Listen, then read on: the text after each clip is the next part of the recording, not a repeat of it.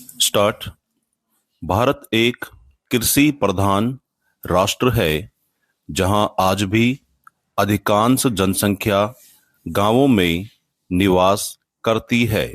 ग्रामीण समाज का उत्थान केवल गांव की अर्थव्यवस्था को ही नहीं, बल्कि संपूर्ण राष्ट्र की प्रगति को प्रभावित करता है।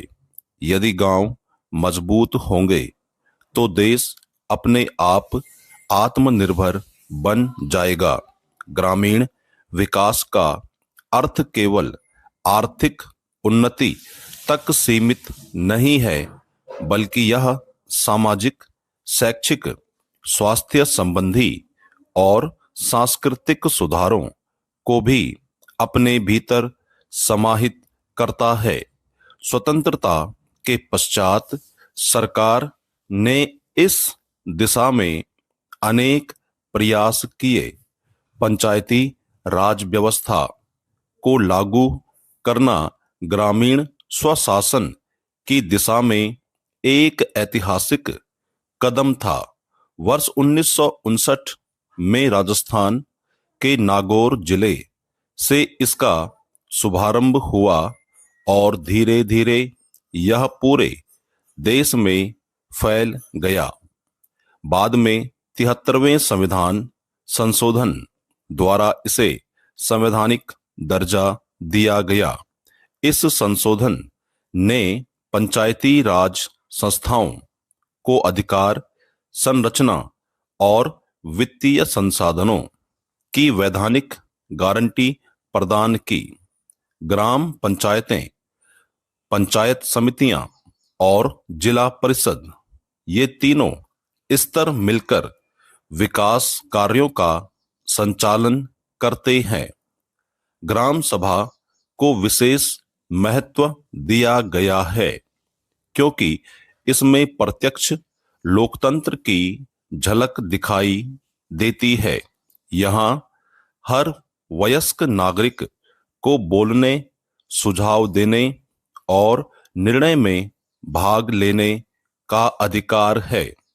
इस प्रकार पंचायती राज व्यवस्था न केवल लोकतंत्र को गांव-गांव तक पहुंचाती है, बल्कि लोगों को अपने विकास का भागीदार भी बनाती है।